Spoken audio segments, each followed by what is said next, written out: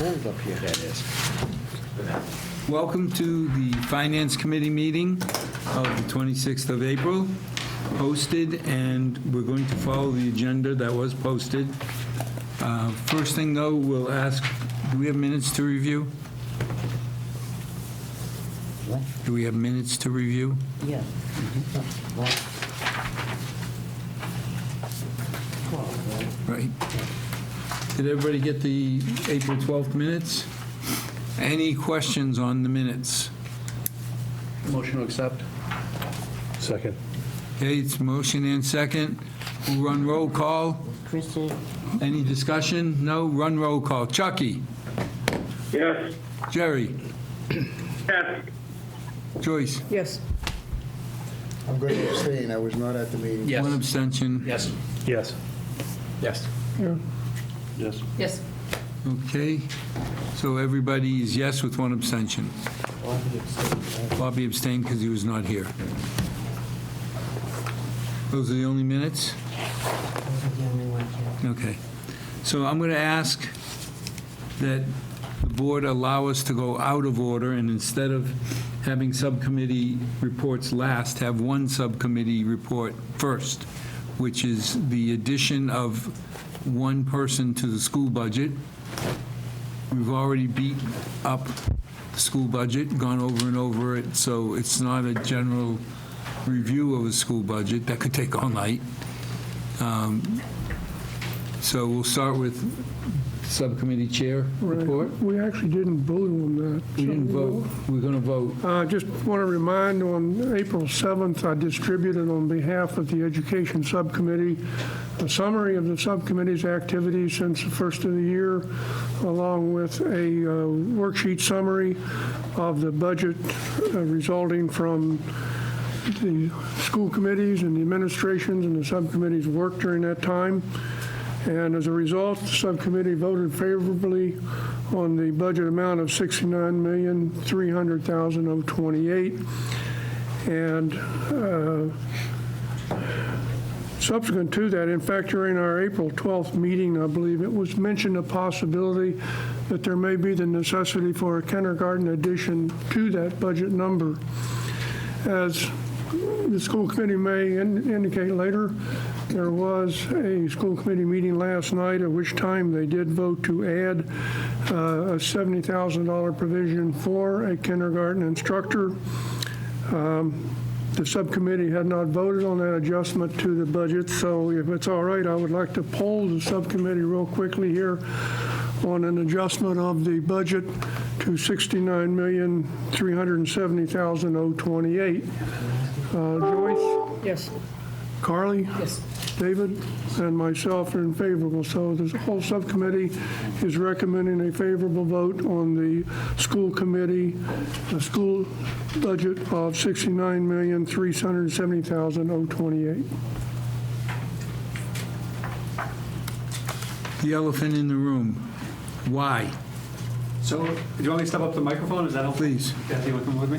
I think the question, That's not my story. And never asked the question that you. All right, good. There's one brave Kevin, soul I think out the there. question is, we went through the whole process, and now at the last minute, you're asking for one more teacher. What triggered that? Yeah, so what we know is we know our student population from first grade through 11th grade, and that actually kindergarten through 11th grade, they become first grade through 12th grade. The kindergarten registration happens in the spring, and typically, like in 2018, we had 245 students as of March 31st.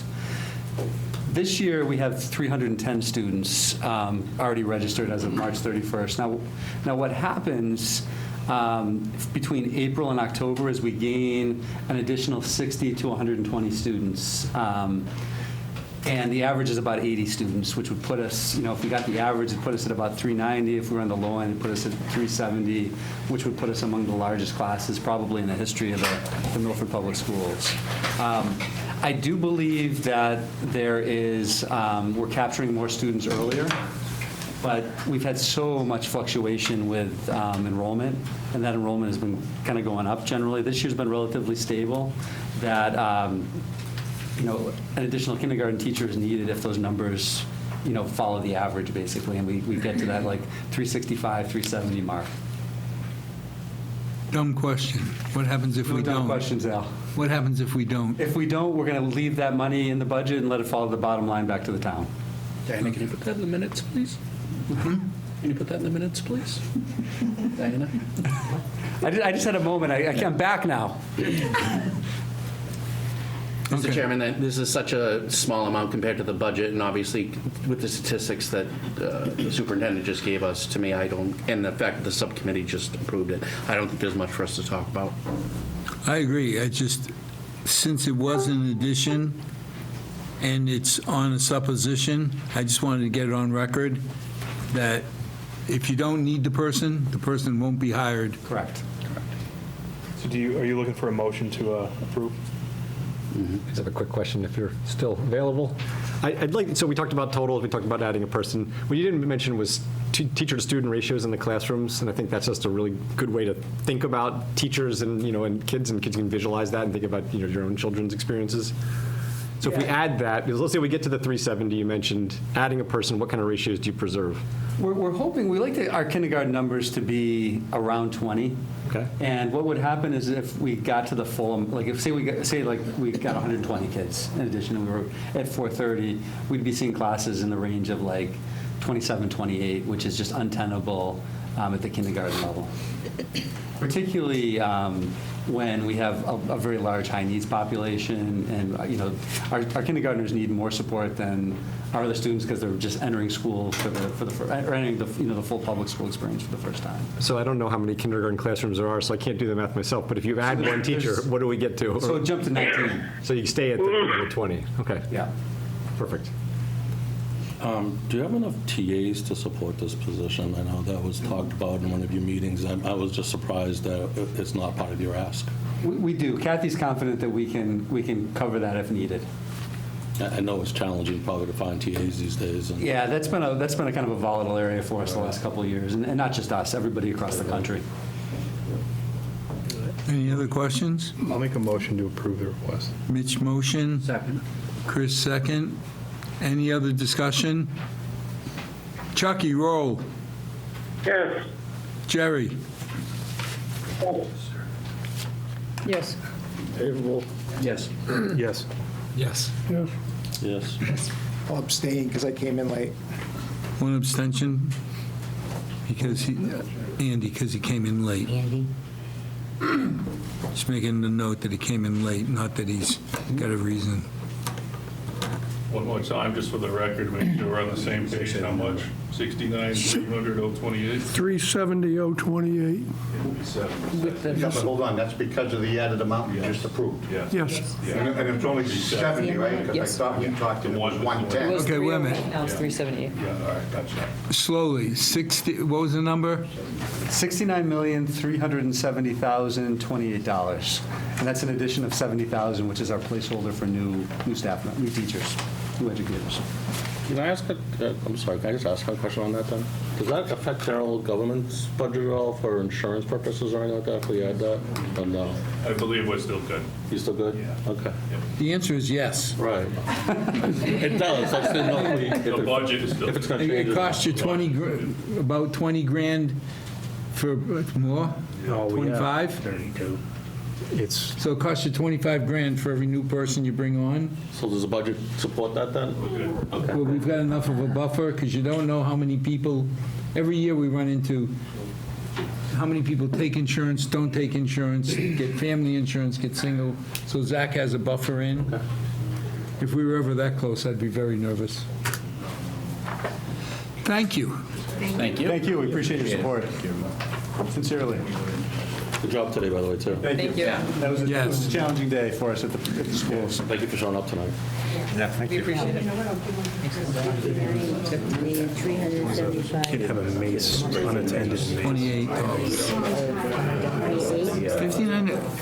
Michael, what was the final number? 69,300 and $69,370,028. 220. Whole kit and caboodle. I think Okay. Medway also got swatted today. Yeah. Thank you, Mike. So now, I would like to mention, Lots of as places. part of the education thing, just a general comment. The subcommittee is planning on reconvening early fall, late summer, to try to get ahead of the school system's budgeting process, because there are inevitably non-recurring items every year. And some of them bleed into the initiatives area, which tends to work themselves into the level service budget the following year. And with the revolving fund diminishing every year, smaller, we are now, and we're going to see more tentatively and potentially non-recurring items slipping into the initiatives area. And what we do want to impress on the school committee and the administration is that there has to be a third category above level service and initiatives, clearly out in the open, one-time items, so that at the next budgeting process, they can clearly be eliminated or clearly be moved into the level service budget. As we've been doing this for years, it's been this gray blah, blah, blah area, and it's very difficult to police, it's difficult to keep track of, and we want to have it out in the open. I believe through Mr. Wilson, the school committee is very pro in transparency, and hopefully they will work with us on getting this third category built into the budget. thank you. The first item, first set of articles on the agenda are Articles 11 and 12, so we'll start with, you ready to talk about 11, Rick? Actually, Attorney Moody's going to handle it. Oh, Jerry's going to talk about 11. Yes, I'm happy to. Yeah, 11 and 12 might be familiar to some of you, because in 2007, articles were passed essentially the same. One, it passed unanimously to discontinue Old Cedar Street, and the other one actually laid out a new Cedar Street behind Wendy's, and that passed, not unanimously, but almost. But that was a problematic year, as you recall. Goodyear was going to come in and build a project, but the economy collapsed, it fell apart. So steps were never taken to finalize either the discontinuance or the layout. And now a developer wants to acquire the land and put in, I believe, the storage units. I guess a substantial number of them. And so these two articles will basically effectuate what we tried to do in 2007, and maybe even a little bit better, because the first article, you'll see Article 11, does not, as its twin article did in 2007, it doesn't lay out anything. And that's because everybody agreed that the best result is not that the town have a public way there that it's going to be responsible for and take over. The best result, and the developer fully agreed, is to lay out a subdivision street, which will be built to subdivision control standards, but will remain private unless the town wants to accept it, but I wouldn't think there'd be any reason. There's a substantial amount of drainage down there. The town engineer and the highway surveyor were concerned about that, but this takes care of their concerns. So again, that's why this one does not lay out anything. The second article, 12, if I can just do them together here, they really are together. That's precisely the same as was passed in 2007, but we just want to clear the record. So the first thing it does is rescind that earlier vote, and then it discontinues. So we can then work right from this vote to finalize this discontinuance, provided the economy doesn't collapse again. But the developer can go forward. There has been talk, if you're aware, about parking and the fact that people may use an area down there for parking for the bike trail. And I'm sure some people do, but it's not that extraordinary. We just built 30 new spaces down on Diller Street. But what I'm getting at here is if anything comes up on that at town meeting or otherwise, that's going to be handled by the planning board. The particular use of warehouses requires special permit approval by the planning board. So it's going to have to go through that entire process. And that's the point that conditions can be put on. You can't put conditions on a street continuance, discontinuance, or a simple rescission of a vote. You can't put conditions on those. You either do them or you don't. It's the zoning process and the special permit process is the opportunity to put any conditions over any topics that have to be conditioned. and that will all be handled in addition to the planning board subdivision process. So that's basically it. There's no town money involved here, obviously, but still it does need your recommendation. Questions? Any questions? Was that good, or have you all gone to sleep? I believe this came up, Al. Hold on. Something similar came up. I think everybody froze on me. No, Mitch is trying Do to, that. hold on, Jerry. Mitch is trying to Yep. have a comment. I think we actually voted on similar articles that, for all intents and purposes, were to achieve similar goals before I think they were passed over at one of the prior meetings. So that's just for our recollection. Sponsor. No, as I indicated, 2007, they actually passed town meeting. No, I know. We but- just didn't go forward Yeah, I to think effectuate it. this was on a prior warrant that we had looked at, and then it did not actually go. Oh, through yes, town. you're right, you're right. We passed it over because there was confusion by one of the owners down there, so the developer wisely said, all right, let's pull it back and resolve this confusion with the other owner, and they did that, so. So I have no problem voting favorable on a couple of articles. Jerry, in a summary, this is set up to allow somebody to put a storage shed business behind Wendy's. Not behind Wendy's, no. It's really more behind the vacant land which would be, if you got the mobile station on your left, which is the last building before the highway, it's behind the mobile station and that land that goes Okay. past that. So it'll be in there. But it's in that area. Yeah, the access will be behind Wendy's, but it'll actually be set back in that area, yes. Okay, David, you have a question? Yeah, can I just confirm, he said that the road's going to be private back there? The developer's going to own that road and maintain it? Yes, Excellent. yes. Okay, thank you. Any other questions? We heard from the planning board on this. Jerry, the planning board? Planning board, I'm sure they have a view. Larry Duncan has been part of the process, but there's no, unless they simply want to get involved and make a recommendation, there's no requirement for that. So I'm not aware of anything specific coming out of the planning board, but the planning and engineering department are very much part of this and well aware of it and reviewed everything. The potential for increased tax revenue to the town will make me second Russ's first on that for a favorable recommendation. And we don't have to maintain the road, so it's kind That's of a... exactly right, no it's a cost. no-brainer. Yep. So we have a motion and a second. Any other questions or discussions? Chris made a motion, or you?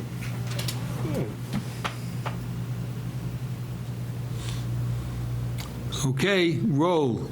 Chucky? Yes. Jerry? Yes. Yes. Favorable. Yep. Yes. Yes. Yes. Yes. Yes. Yes. Unanimous. 11. Now, same vote on 12. We need a motion.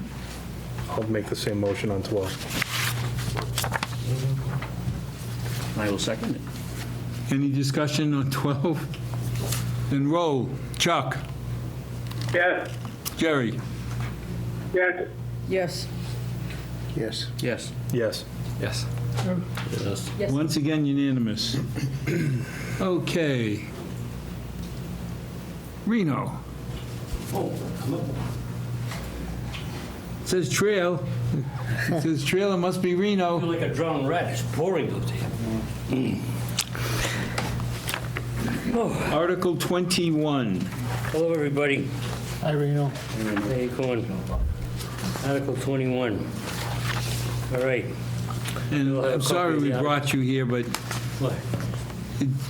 What happened? no, I was going to say, this seems pretty obvious, but we felt out of respect, so... Now, nothing is obvious. I've learned that the hard way.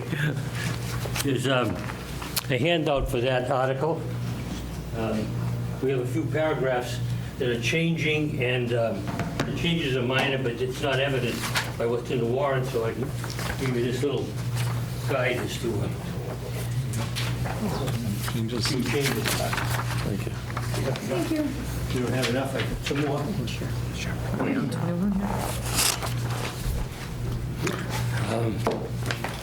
Everybody got one?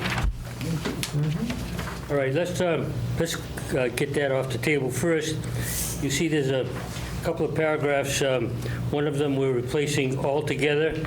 That's A. And B, there's a minor correction. You can see the three of them just have a few words changes, but you can't tell that from the warrant, but this shows you the minor changes as a result of this proposal. So you don't have to bother looking up the bylaw and deciding what we're going from to. This kind of lays it out. Let's see, okay. So this all started with a request from the Friends of the Milford Upper Charles Trail, which is a 501(c) organization in Milford. They asked the Trail Committee to investigate allowing the use of electric bikes, now commonly referred to as e-bikes, on Milford bicycle paths, trails, and associated areas. So the committee found the following. The use of e-bikes has grown rapidly over the past 5 years. 29 states allow the use of e-bikes on bike trails. In November of 2022, Mass Legislature amended the Massachusetts General Law by adding a section to it regulating electric bicycles. Holliston allows the use of electric bikes on their section of the Upper Charles Trail, and e-bikes have already been observed on the Milford Trail as well. Now, e-bikes appeal to many types of people. Some, those who use them to overcome limited physical abilities. They're not necessarily ADA people, but they do have, like when you get to my age, not the ability I had 20 years ago. So from a practical matter, the e-bike would help me. And some bikers want to extend their range, which the e-bike allows you to do. And people running everyday errands, carrying a little heavier loads, or parents transporting children. So these e-bikes provide a little oomph to your pedaling. So is the whole point of this to allow e-bikes on the trail? Yes. Right now, our bylaw is silent in that regard. Okay, so all the rest, it's basically allowing e-bikes on the trail. Right. Yep. That I can understand. Yeah. Now, it should be noted that Milford Trail has two slopes. One behind the Water Department leading up to the 495 interchange, and the other one approaching Veterans Memorial Drive from Hayward Street. Those slopes are ADA compliant, but they're at the upper limit of that spec, so e-bikes would help people navigate those slopes as well. Now, obviously, we're introducing something new to the bike trail, so there are safety concerns. So I met with the deputy police chief, who was representing the department, and the police department would prefer e-bikes not be allowed on the bike trail. He cited difficult to enforce, cannot distinguish the manufacturer's class stickers on the e-bike. Right now, Massachusetts allows two classes of e-bikes, Class 1 and Class 2. I can get into that later. He said bikers will alter their bikes for increased speed, but will not change the label on their bike. In other words, the state statute said if you upgrade your electric bike, you have to change the sticker on the bike. He said most people won't do that. I don't know where he gets the data for that, but anyway, that was his comment. And it is easier to exceed the speed limit for sustained periods. So that was his comments. Oh, and he said enforcement takes personnel away from more important duties. So I thought you should know that's the police department's position. Although they didn't object to it, they did not prefer it. That was their final statement. So I didn't take any issues with those concerns because they're real concerns. But I can offer the following perspective. Holliston now has 4 years of experience with e-bikes with no issues. Now there's an ongoing initiative called the East Coast Greenway. That's a 3,000-mile trail from Maine to the southern tip of Florida. And it includes the towns in Metro West, Framingham, Sherburne, and Upper Charles Trail, Sherburne, Holliston, and Milford now has been sort of the most advanced trail section in Metro West. So it would include using our trail. Now, it's mostly off-road, but there are, to get from Milford to Bellingham, there would have to be on-road signage to get from Milford to Bellingham. At least today. That might change in the future. So the issue is now, if e-bikes are not allowed, police resources would still be required to enforce the unauthorized use. Then my question is, what would the penalty be? Give them a warning, a citation and a fine, order them to turn off the motor, or order to prohibit further travel through the town. So those are some implications of the fact that if you don't authorize them, there's still enforcement required because you'll have still some people who will violate the prohibition of the e-bike on the Milford Trail. Now, we've had 16 years of experience on the Milford Upper Charles Trail, and it's demonstrated that most people observe the rules of the road. There's no reason to expect, nor could I find any data that said if you introduce e-bikes, you're going to cause a change in that behavior. So we don't expect the normal behavior, most behavior on the bike trail to change by the fact that we're adding electric bikes. Now, this bylaw has not been changed since it was enacted in 2006. So the committee took the opportunity to clean it up a bit. And a couple of examples are, although we have posted on the trail rule signs since 2007, there is a helmet requirement, and we posted the speed limit as well. They were never added to this bylaw. So this article adds that to the bylaw. And there was a definition in there called for rail trails, and it doesn't matter if a trail is, whether or not a trail is built on an abandoned right-of-way, this bylaw would apply in either case. Our particular trail, the right-of-way has been abandoned a long time ago, so it would cover both cases in any event in the future. Now, I'm saying in conclusion, I think we should adopt the allowance of bike trails, e-bikes on the Milford Trail. I think it would advantage a lot of people, and it's well-regulated and it's well-enforced, and I don't see any issue with going forward and recommending this to town So meeting. basically, if this is passed, Yeah. e-bikes are allowed on the trail? Right, yep. It would be allowed. I have a question. Yes. So I know the state has different categories, and obviously there's a definition for e-bike the state uses when it comes to licensing, stuff like that. Is that how that works? You alluded to it, people modifying the bikes and things like that. So the state has... If you get into class three bikes would have to be licensed. Class 1 and class 2, as far as I know, do not. Class 1, let me tell you the difference between the two. Class 1, the motor only kicks in when you're pedaling, but the speed limit cuts out at 20 miles per hour. Class 2, you don't have to be pedaling. You can, the motor could come on, you'd have a throttle to turn the motor on, but that still cuts off at 20 miles an hour. Class 3, the upper speed limit is 28 miles an hour. So Massachusetts on trails does not allow class 1 and class 2. So who is actually, so I know for dirt bikes and ATVs, that's actually regulated by the Department of Environmental Protection, right? Our DCR regulates all of those regulations, those laws. I think so, I'm not sure. I just can't, I mean, with the input from the police department and not knowing enough about this, I just have some concerns about how it's going to function. So. Any other questions? I have one quick one, Chairman. Sure. Just why are we limiting it to e-bikes? Because I know there's other forms of transportation that's motorized, like the razors, like the stand-up that people toot around now in the city. Yeah. So I think that if we just limit it to e-bikes, you're opening it up to other people who use other mode of transportation. That's similar to the e-bikes. That doesn't cause, it's not an ATV, it's nothing major, it's just another form of transportation that's...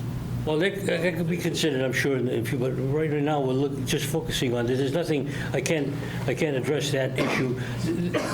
The only other motorized vehicles other than the e-bike on the Milford Trail would be those for aiding handicapped persons, ADA people for ADA compliance. And obviously, maintenance vehicles are allowed, but no other motorized vehicle, except if we put this one. That's why I think it's like a little Pandora's box, but there's other modes of transportation. It could be, but we're only focusing on the most. Can I ask a broad question that's similar in spirit to that? I mean, I'm a huge fan of the bike path. I'm a huge fan of outdoor recreation, and I think the paths that we have is really an incredible resource.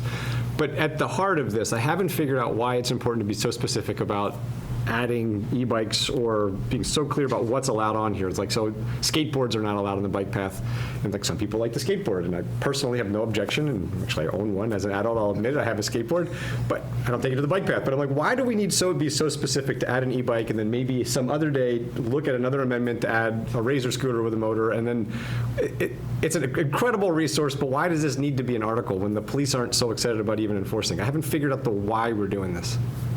Because they are popular, they are showing up. But if the police don't enforce it and can't enforce this thing, and I've seen e-bikes on bike paths in other places. E-bikes are really cool bikes. If nobody's seen them, they're great. But I haven't figured out why we need to do this. Like, what problem are we actually solving is what I'm trying to figure out. Well, now, consider the broader trail network. There are communities in other towns that allow e-bikes that are coming to Milford. When they get to Milford, they'd have to turn around and go back if we didn't allow them to pass through the town of Milford with a regulation. What if we stayed silent on it is what I'm trying to figure out. So we're silent on e-bikes now. If we stay silent on e-bikes, does that mean they'd have to turn around at the town line and go back? No. So why can't we stay silent is what I'm trying to figure out. Well, we could, because the current bylaw doesn't allow motorized vehicles. An e-bike is a motorized vehicle, Class 1 and Class 2, obviously. So you're saying they would have to turn around at the town line? Theoretically, yeah. Okay, that's the answer, I guess. I'm kind of with him there. I feel like we're being so specific about a great resource, and it's going to get more complicated every time a new thing comes along. And I'm like, I don't know that that's like. Well, we'll have to deal with that. I don't know what to tell you. I mean, the society moves on, right? And Bobby? Yeah, Mr. Chairman, unless there's more discussion, I'd like to make a motion for a favorable recommendation on Article 21. We have a motion. Do we have a second? I'll second. Carly seconds. Any other discussion? Hearing no requests. Roll call. Chucky? Yes. Jerry? Joyce? Yes. Yes. Chris? Should be referred to sponsor, but I'll say yes. No. I'll say yes. Yes. No. Yes. No. 3 noes. 3 noes. So it goes favorable. Thank you, Reno. Jerry's favorite? Thank you, guys. The motion is favorable. Yeah. Thank you, Rena. Thanks for everything you do for the path. Thank you. It's a great bike path. I have a question on, Rick, you're probably the one to answer. Article 23, trash. We're going to pass over. That one's getting passed over, right? They originally thought the budget would not be sufficient. In hindsight, it does very much appear to be sufficient. If we do need a transfer of a 33B, we can handle that at the end of the year, but there's no need to go forward at this time. The next one is Article 24, the Utes. Yeah, that's likely to be passed over also. Representative Murray has secured an earmark in the amount of $60,000, so we're likely to pass that over also. He informed me of that yesterday. Now, Rick, when you say is likely, It will be, he assured me. I asked Okay. him that question also. Brian, are you sure? and I'm sorry to be, you know, I asked the same question. I always like to hedge my bets, that's all. After so many years, though, Rick, you're starting to talk like a politician now, What though. happened in 23? Unbelievable. pass over 23, pass over 24. Okay. The good Dr. Moody, I think, is talking to number 26. I can, yes. Also, Town Engineer Liz Minini will Oh, You ready? be part of this one. hold on. Come on up. Liz is behind the pole. I can't see. I'm hiding. I'm literally looking straight at a poll and you didn't see you there. I apologize for not inviting you up. I'll sit here for a second. 26.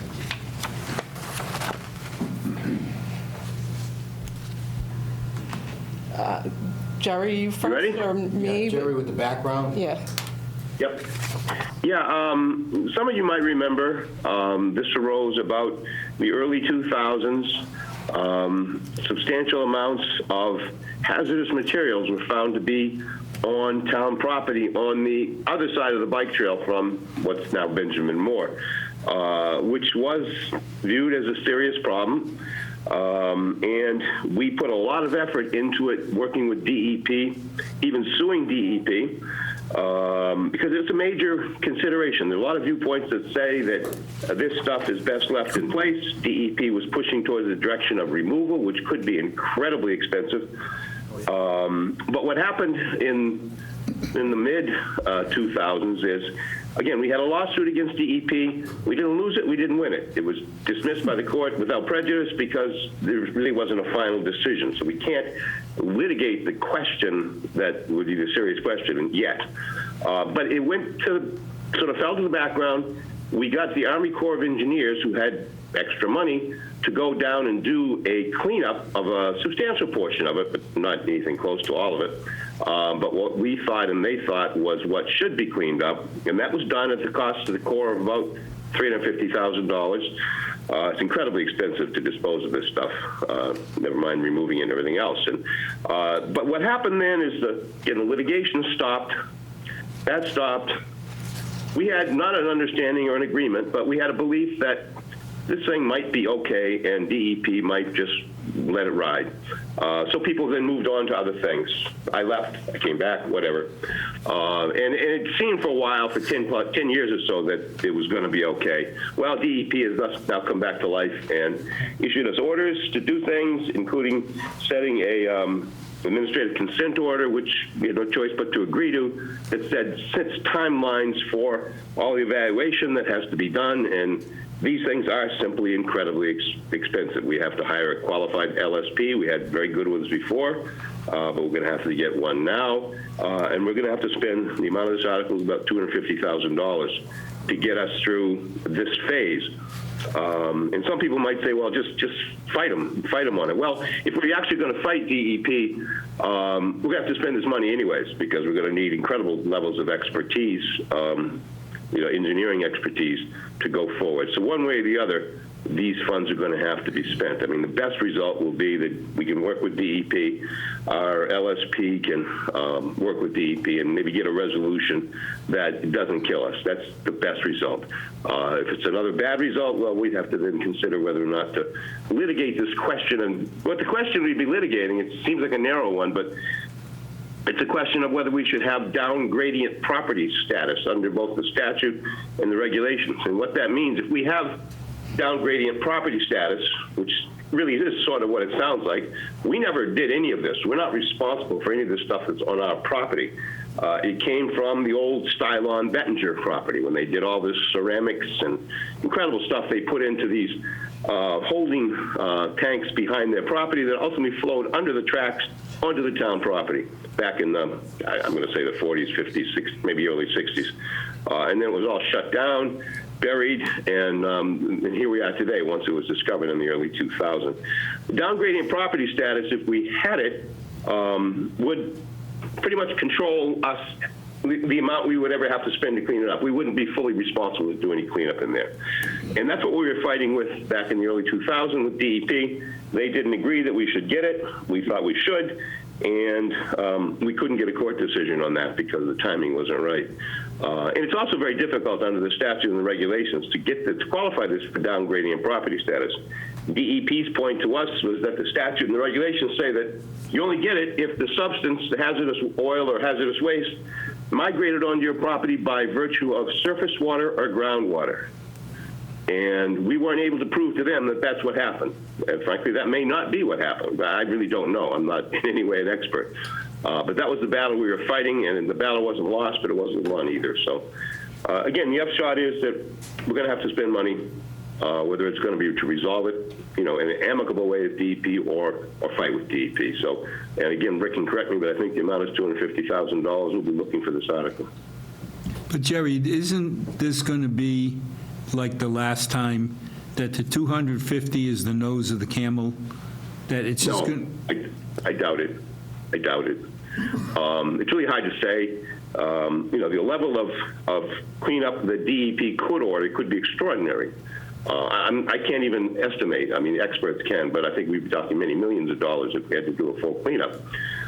Just based on what we saw, the Army Corps of Engineers do, which ended up being a couple of truckloads, if that, and it cost $350,000. It's a lot more than a couple of truckloads down there. And if we have to litigate it, it's going to be expensive too. So no, this is, don't think this is the last time. It won't be. It won't be.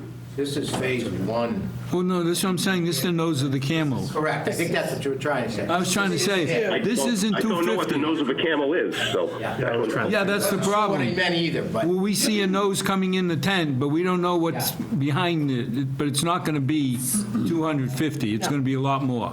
Correct. It's going to be more, no question about it. Question? Is there more to? Did you? Yeah, I mean, so that right now, the 350 was more or less for phase one there's 5 phases to the cleanup process to getting it completely closed out permanently.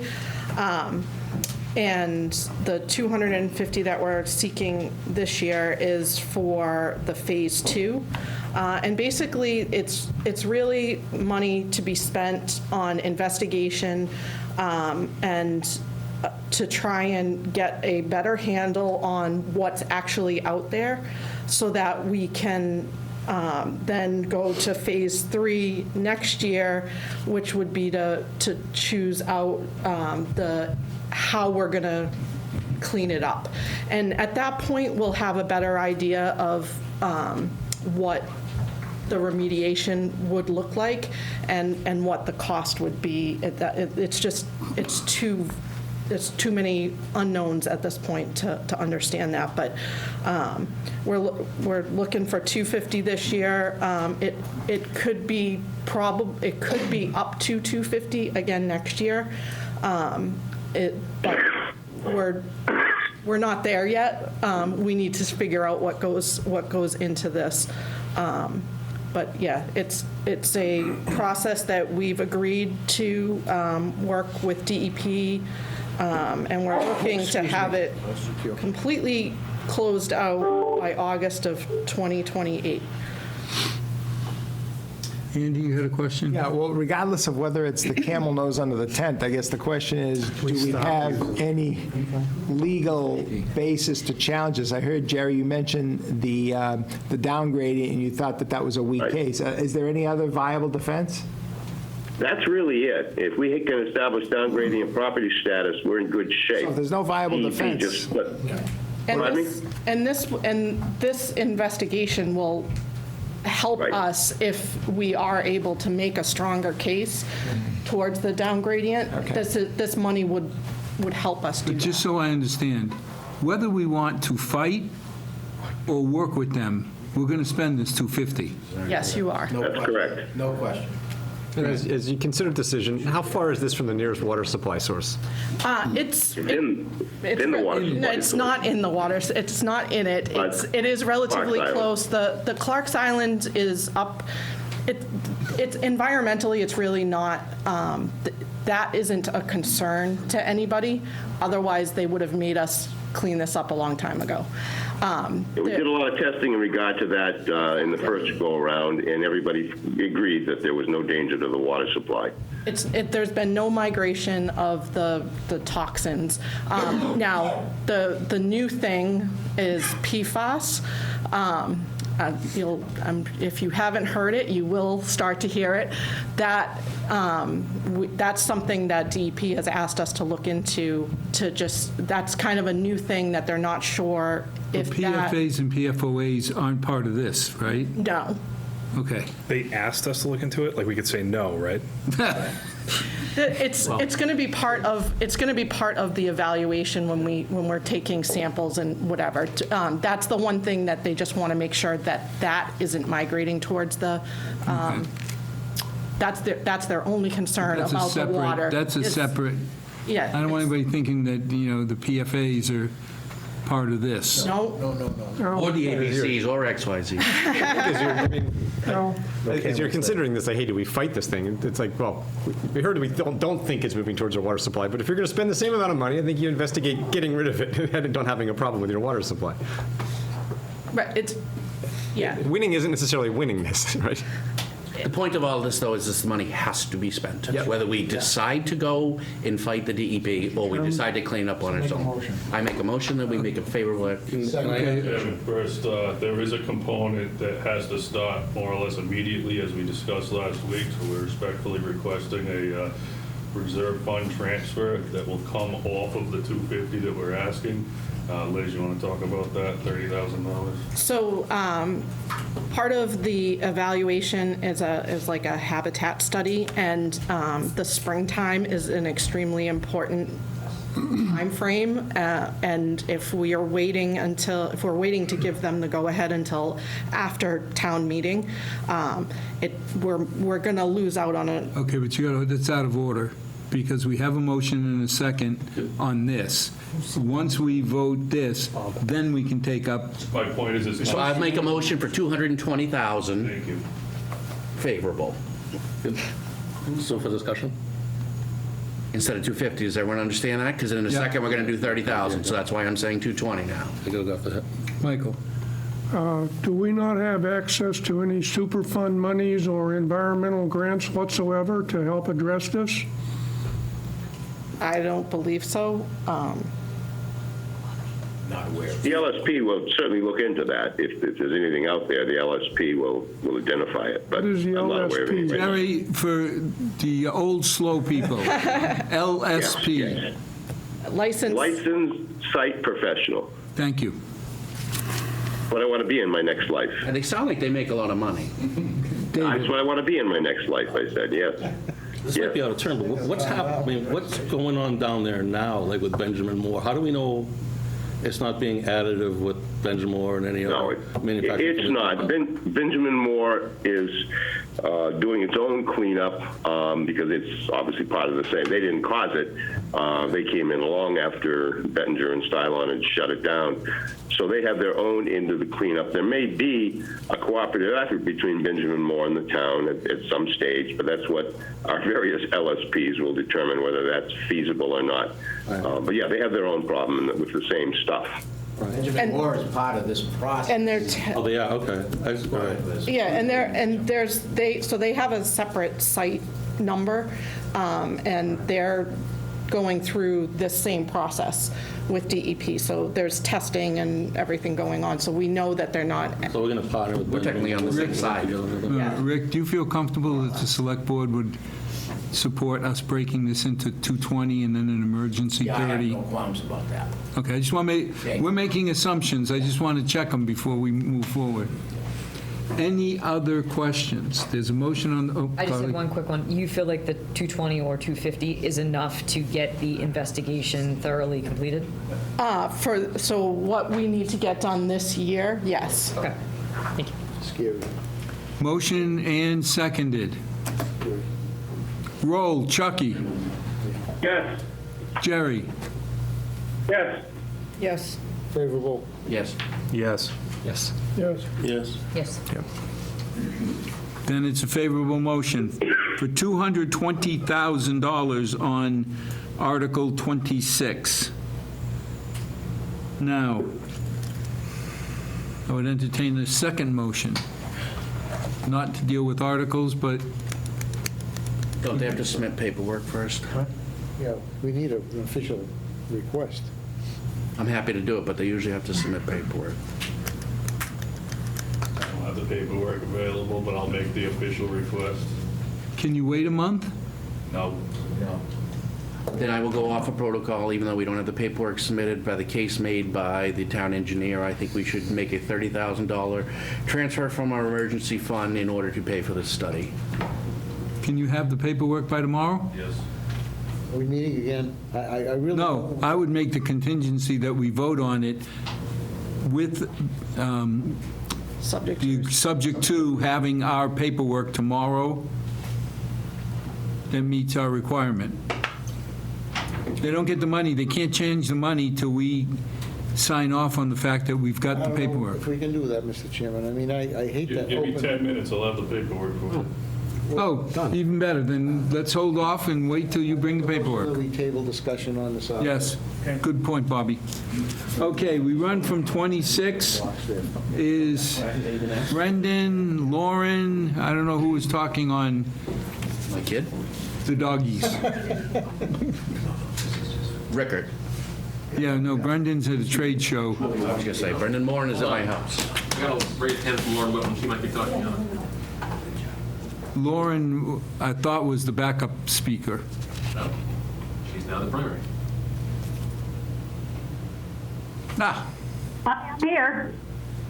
there you are, you disappeared. Wasn't my intent. That was entirely Christopher George, but I'm glad I'm yes, I am speaking as backup for Brendan, who is at work. He may pop in, but at this point, I'm the pinch hitter. And basically, what we are looking for is free money from a third party. But in order to get that free money, we need to ask you for money. So it's a two-part step. The first part is we need to obtain a design grant from the Stanton Foundation. They are a nonprofit group that has funded multiple, I think the running number now is 37 dog parks across Massachusetts. And that money is going to be running out in 2024. At the time that we started investigating this issue in 2021, I think there were maybe 10 parks. We are now going to be at the bottom of the list. It's not any fault of ours. It's just basically red tape. But the article was written by Brian Murray, Town Council, and with the blessing of the Select Board. All we're looking for right now, the nose of the camel, so to speak, is $5,000. We hope to come back in October for more, but it would be no more than 50, and I think that's being generous. I think it would probably be closer to 35. And the intent of the $5,000 is to obtain a landscape architect to perform just basically a sketch design. Once we have that in hand, we provide that to the Stanton Foundation. And I'm looking at their website right now, and you're welcome to look at it on your computer with me. It's the stantonfoundation.org. Basically, the design grant covers up to 100% of the cost of moving from a preliminary sketch of a dog park to bid-ready documents. We don't actually have to have the location of the land yet. It's basically just to get the ball rolling. So we're just asking for $5,000 so that we can possibly get up to $250,000 down the road. And I would ask for your support. Lauren, quick question. What is a dog park? I mean, you say 5,000. and Can you explain what the goal is? Is it a small little area? Is it town park? Give us an idea of what you're looking at. I can tell you what it's not, okay? It's not a place for the dogs. So it is basically another option to, it's another benefit for the community, for people to meet and congregate publicly. And it can be whatever Milford wants it to be, and that would fall back to the ad hoc dog committee, I guess, and we could have input from the public, similar to what Mr. Rashidi did with the playground that he's putting together. We want the input, but at this stage, we're just trying to get the ball moving. But is this like a park, like right now you can't really bring your dog to every park in Milford. I don't think you can bring him to really any park. Is this a place for dog owners to go and bring their dogs in a friendly environment? Yeah, and actually, thank you for asking that question, because one of the delays that's been going on in the past 2 years is the fact that the prior town council had a concern about the present bylaw, because the present bylaw says that you can't have dogs running running wild in Milford. But obviously, a dog park would be a designated area for dogs to run wild in Milford, so it doesn't really apply. But Brian Murray took a second look at it. We have a written email from him that it's a non-issue. It certainly wouldn't prevent us from going forward. We could revise the bylaw if we wanted to, but it's not going to change anything. And I believe Jerry Moody, who's on the call, agrees with that, if I am correct. And I agree with it, and I'm an attorney as well. So that's, 3 out of 4 attorneys think it's a good idea. Well, gotta be. But now, You're going to get unfavorable if you keep dog going. park, is it just an open park, just grass? Is there, No, it could be, well, I mean, it depends on the land that is designated. Some parks are, like, for example, Arlington, which is a very, very popular park. My understanding is that that's an entirely, a relatively small park. It's fenced in. There's a separate area for small dogs and large dogs. But Hopkinton is kind of, dogs run wild. It's more of an open area. So I think it really just depends on what Milford decides to do, but at this stage, it's really kind of premature to talk about that because we don't have the architect yet, which is why I'm here. Can I ask please, a question? I guess I have some concerns, and I want to be very upfront and say that, I've spoken to several people independently on the ad hoc committee. I'm in favor of a dog park if that's what the community wants. My concerns are more with the process and with the grant. So my understanding is really all recreational parkland in the town is maintained or falls into the jurisdiction of the Parks Commission. And correct me if I'm wrong, I don't think, we have Parks Commission members here. Was this ever looked at on behalf of the Parks Commission or voted on in terms of maintenance plan or the way that we put together the town park proposal is that we involved the Parks Commission. They went out and hired an architect. We looked at everything. We had a public hearing process. It seems like that wasn't really done here. And this grant does have a matching component that's required on behalf of the town. So as much as we're talking about $5,000 now, if we are awarded the grant, there's going to be a substantial cost to the town down the road that's going to be incurred to put this in. Never mind the fact that we haven't picked a location. This hasn't gone through the Parks Commission. I'm just more concerned about the process at this point, and I would be in favor of this if this were bumped to October and we had more of a robust community participation so everybody's on the same page with the process. I can answer that question. That wasn't really a question. Oh, I'm sorry, you were just talking. Okay. go ahead, Lauren. Well, I asked the question. We've been before the Parks Commission 3 times. Has the Parks Commission taken a vote on this or discussed this at all in open session? There were 2 or 3 meetings. One might have been remote back in 2021. And the commission did not vote at any of it. It was just discussions about possibilities, going forward with a plan and asking the parks for, the Park Commission for locations, suggestions of locations. They had Plains Park, they had Pheno Field, and we went through and discussed that, but there was no formal vote by the commission to go either way or not to oppose it or not to for it. Just, it was general discussions. Okay. Have the parameters of the grant been discussed with anyone in detail? Not in detail, no. Okay, so if we're awarded the grant, and just so everyone's on the same page, I'm all for matching funding. I think it's great. But the maximum award for the grant, and this is after the design phase is complete, is I think $225,000. That only covers 90% of the hard cost of construction cost. And that doesn't include any of the soft cost, which is going to be somewhere in the realm of 30% of the cost of the project.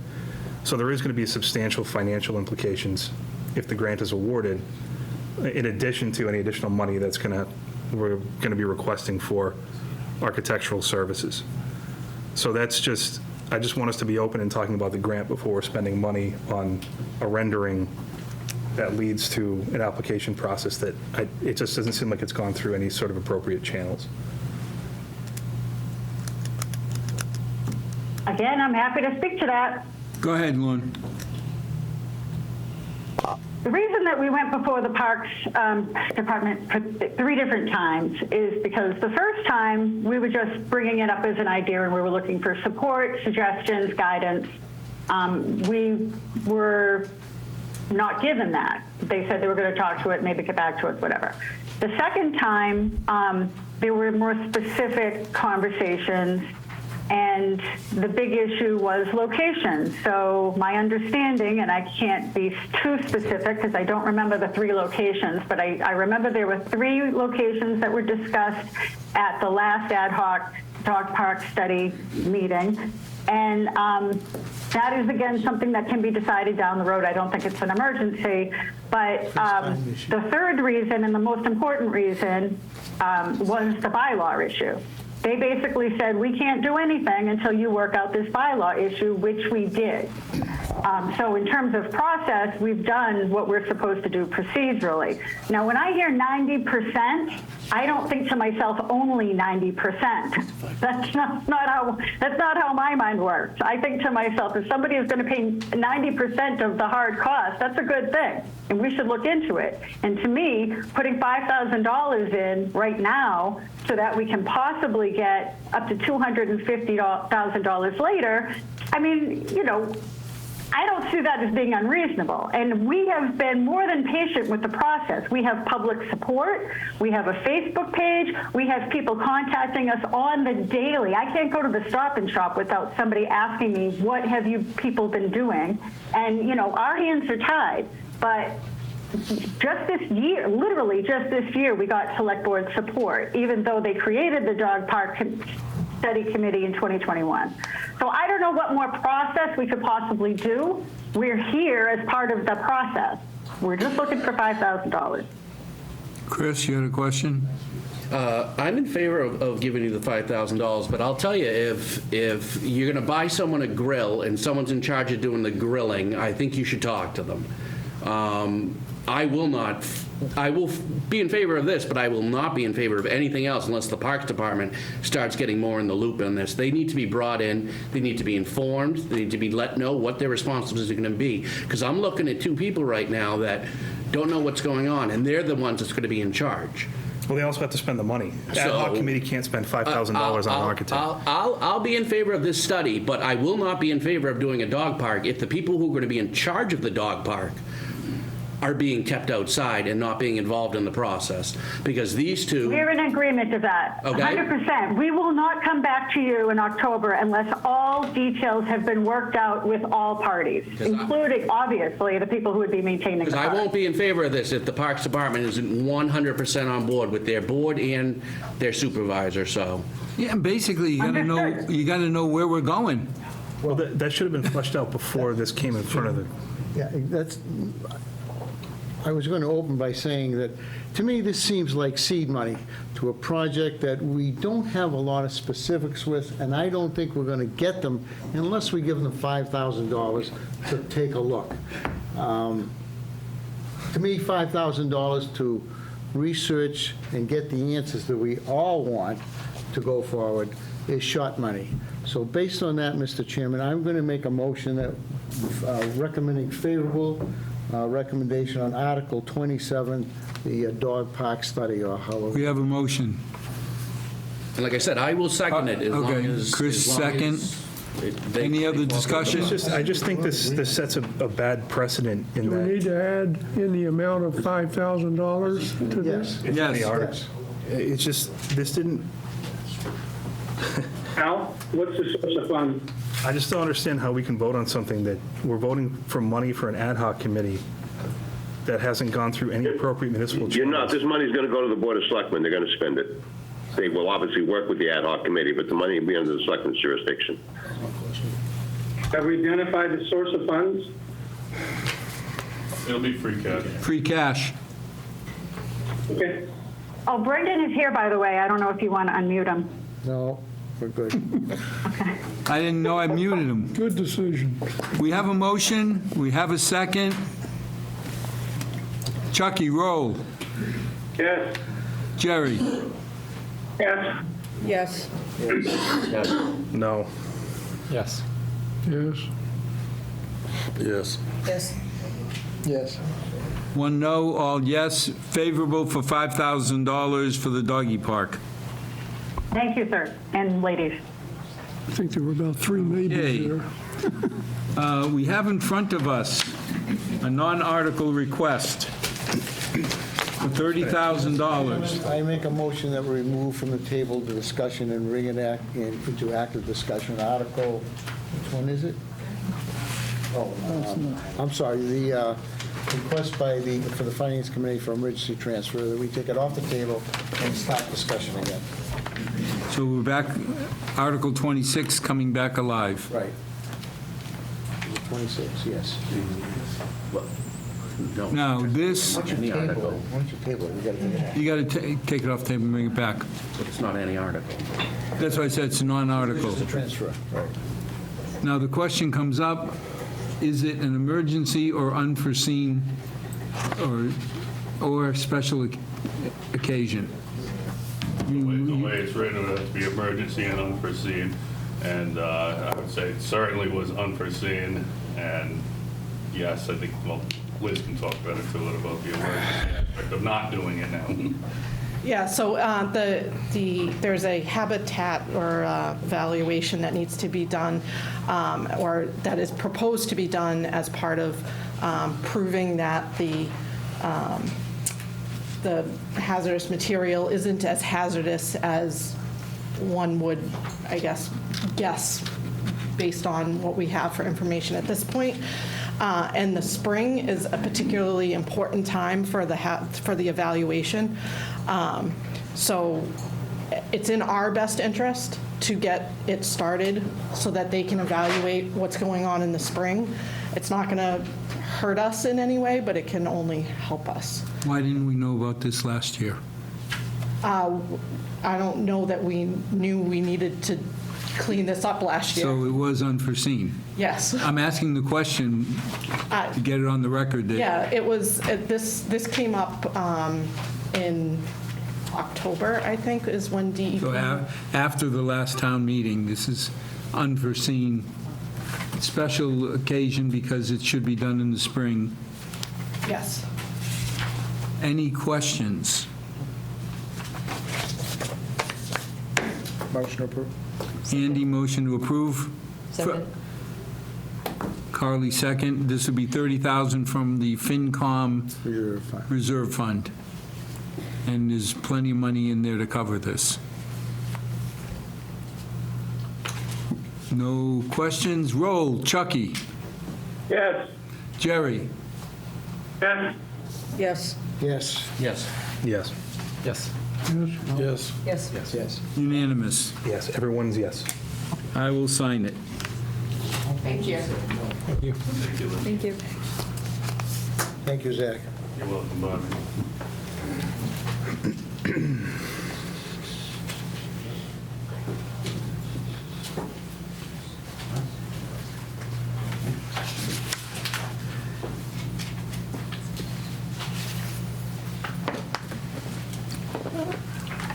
Zach, who gets the original? I'll take it, please. Could you give her a copy? Yes, sir. Not now, but when you yeah, get a no chance. problem. Yep. That way it's part of the minutes. You got it. Okay, we've gone through all the articles that we were concerned would require a large discussion. We'll go back now and clean up, hopefully, all the other articles. Article 1, obviously, to hear the town reports. FinCom will give a report. Other departments will give reports. You want to package them together? You want to package those together? Some of them are. I'm just saying Article 1 is reports. Right. Any questions? Roll. Chuck. Yes. Jerry's not there. Jerry? Nope. Yes. Curtains for Jerry. Yes, he's behind. Yes. Yes. Yes. Yes. Yes. Yes. Unanimous. Who gave the motion? Bobby. Bobby. Carly. Article number 2, wage and salary schedule. Motion? Second. Any questions? Roll. Chucky. Yes. Joyce. Yes. Yes. Oh, Jerry's here. Jerry. Yes. Okay, Bobby. Yes. Yes, sorry. Yes. Yes. Yes. Yes. Yes. Yep. Unanimous.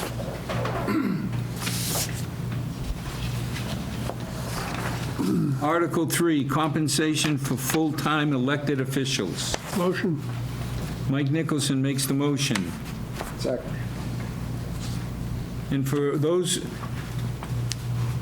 that are watching, if there are people that are watching and interested, a lot of these numbers have already been distributed and studied for months. So that's why we're going through pages of data without individually scrutinizing. Okay, so 3, we got Mike Nicholson, and who was the second? Andy? Andy. Roll. Chucky. Yes. Jerry. Yes. Yes. Yes. Yes. Yes. Yes. Yes. Yes. Yes. Yep. Unanimous. Article 4, tonight we changed Article 4. Would you like us to read in the total amount? Yes. Okay, Mr. Chairman, including the school that was approved tonight, the total budget amount will be $142,940,173. No change? No change. 32 cents? Nothing? 6 cents. They're hidden. You know where the pennies are. Any discussion? Any more discussion after what we had? That 123. 173. Chucky, roll. Yes. Jerry. Yes. Yes. Yes. Yes. Yes. Yes. Yes. Yes. Yep. Unanimous. Article 5. Motion. These are the reoccurring articles. Chris Moran made the motion. Second. Carly, second. Any discussion on the articles that reoccur every year? Chucky, roll. Yes. Yes. Yes. Yes. Yes. Yes. Yes. Yes. Yep. Unanimous. Yes. Okay, Article 6. Motion. I'll second it. Too bad. Chris and Brandt, and obviously this is the money that the cable company gives to Milford. In order for the school to get it, we have to physically vote their part of it to transfer it over. So this is something that is earmarked for them, but we have to physically approve it. Any questions? Roll. Chuck. Yes. Jerry. Yes. Yes. Yes. Yes. Yes. Yes. No. Yes. Yes. Yep. Unanimous. Chris Moran's favorite article. No, I got it from you. What are you talking about? It's potato chip money. Potato chip money. This is giving the school committee the authority to spend for student events. The money that is made is a $1,600, $1,598. Motion. Carly? Second. I'll second for chips. Okay, Chris for second. Chucky, roll. Yes. Jerry? Joyce? Yes. Bobby? Yes, I'm sorry, excuse me, I'm sorry. Yes. Yes. Yes. Yes. Yep. Unanimous. Okay, number 8, police collective bargaining. So this, as we know, as we discussed multiple times, was a contract that was settled about 4 months ago, but because it's police and it's going back retroactive 2 years, it does require town meeting approval for the funding. So again, this is 2 years' worth of funding. The amount as listed on the chart that I just distributed is $525,428. Now, again, this is larger than normal because it's not the 1 year back. 2 years. It's 2 years back. 2 full years, yep. Plus you're changing steps and all of that. Yeah, but normally it'd be a couple $100,000 for the year. Motion. Harley and Brandt. And this, we'll go through a couple of these tonight.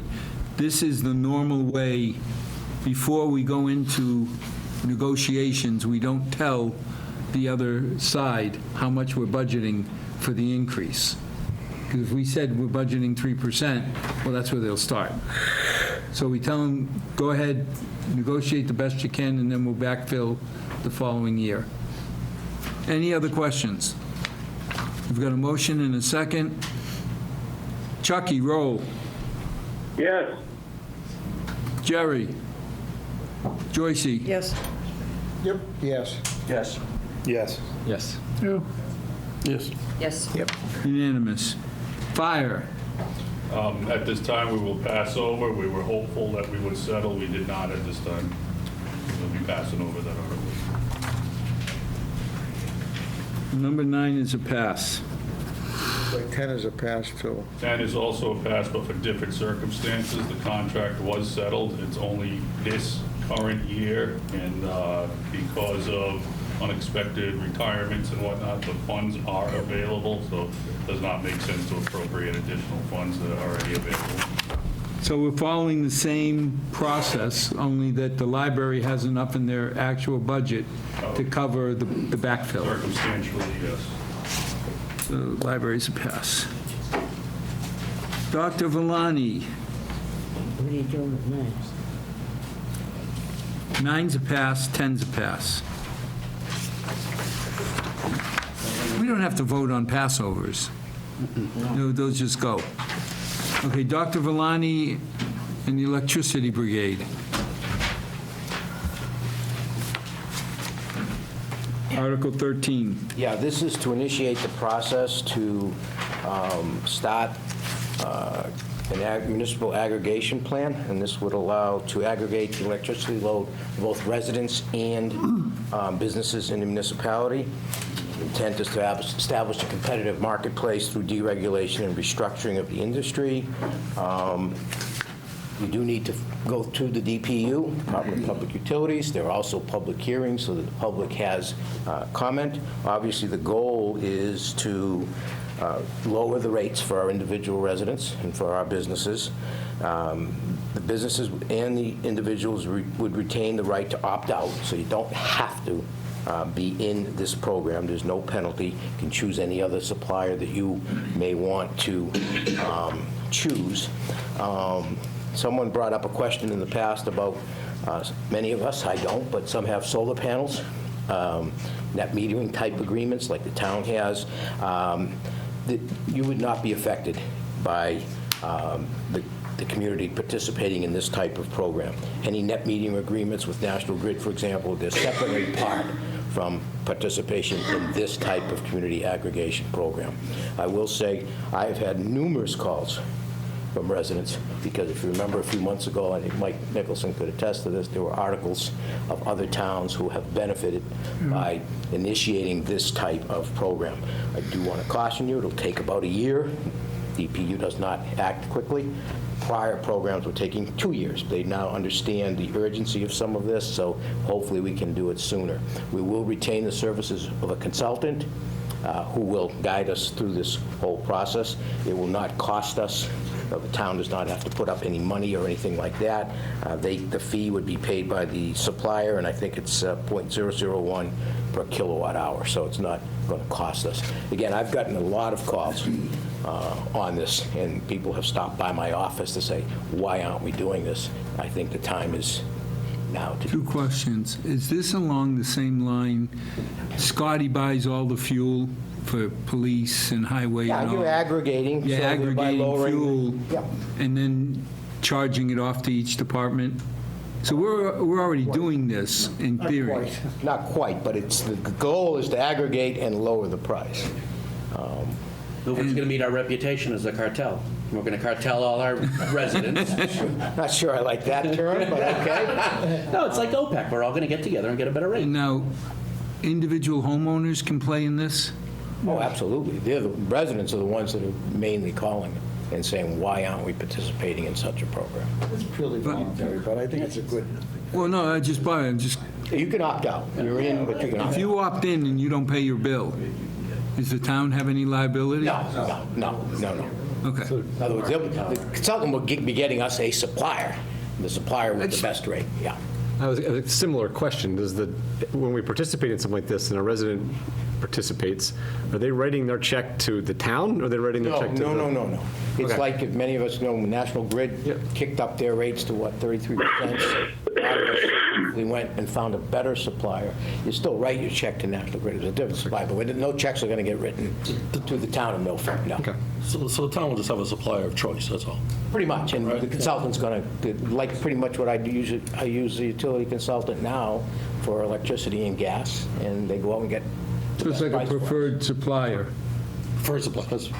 Yeah, Cool. This option is way overdue. exactly, yeah. Mr. Chairman, Yes, sir. favorable recommendation. Bobby's got a motion. Second. Michael, second. Any other discussion? Chucky, roll. Yes. Jerry? Joyce? Yes. Yes. Yes. Yes. Yes. Yeah. Yes. Yes. Yep. Unanimous. Okay, 14. Mr. Chairman, We have millions of dollars at stake here. just like the discussions we've had with collective bargaining, I got to play by the same rules as well. I negotiated a contract that's effective 1/1/23. Have not comped myself because I don't have an appropriation. Hoping to get this appropriation in May. So this is just backfilling what we already negotiated on the salary. Yes, sir. Unfavorable. Source of funds, Mr. Chairman. Zach's going to be out back selling not. pencils. Audit. Favorable recommendation. Okay, Chris favorable, Andy second. Any discussion? Chucky, roll. Yes. Yes. Yes. Yes. Yes. Yes. Yes. Yes. Yes. Unanimous. Appreciate it. So does his wife. Okay, Mr. Pillar, you're finally up. Been sitting there patiently for an hour and a half. It's fine. Don't worry about it. So Article 15 is referring to last year in October, the sewer department asked for authorization to borrow. With the current market conditions and the rates skyrocketing, we are suggesting withdrawing $2 million from the stabilization fund to offset some of the borrowing.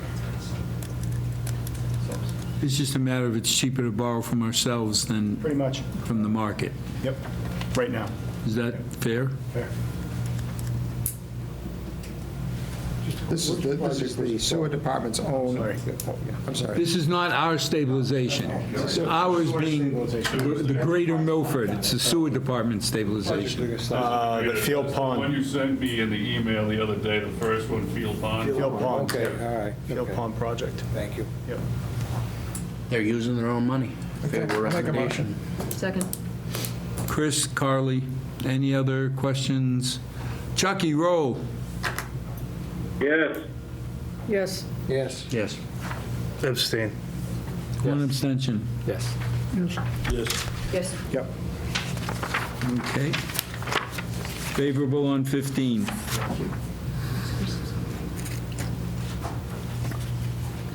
We got the same thing on Article 16, just a different employee. Better looking. That's an insult for you. Less millions. Any questions on this? Favorable recommendation. Second. No discussion? Chucky, roll. Yes. You seconded that, Mitch? Yes. Yes. Yes. Yes. Yes. Yes. Favorable. Unanimous. Okay, now we go to number 17, Planning Board. Hello. Did you miss me? Yes. And now I know you hide behind the pole, so I move over. Talk to us about the zoning bylaw. So primarily, this was initiated because when the water company was not part of the town, the water company would regularly ask the town to change their bylaw to cover the area that needs to be protected, and that completed their obligation to DPU. But now that they're part of the town, the town is required to fully cover the Zone 2, which is any area, there's a evaluation that's done, that was done years ago, and to determine what water from the surface feeds the groundwater that feeds our water source. So this is enhancing or enlarging the current zoning that protects that area to be in full compliance with the requirements of DEP and DPU. Liz, what area are we talking about? So You got to talk slow to old people. So we have several groundwater source wells throughout the town, Godfrey Brook being the most recent change. And so there was a reevaluation actually with the new wells at Godfrey Brook to figure out, basically as they start to pull water, it starts to pull it from further and further away the more you pull. So they evaluate how far away the water gets pulled from in basically a worst case scenario. And so that identifies an area around our sources where we don't want to have gas stations, for example. And I'm not No, but you're just saying, you coming out with an area that has to supply the well. Yes. And you don't want anything being built that could negatively affect the area. That is correct. Now I understand. Okay. What she said? Now we understand. Huh? Now we understand. I didn't understand it before. I'm sorry, I was getting confused. Quick question. So I understand the process. I know a little bit more about this than maybe others do. But when you draw the new wellhead protection area is probably the word you're trying to go for in this, zone of contribution, whatever you like, you're making some land use recommendations and zoning. There's existing buildings, companies.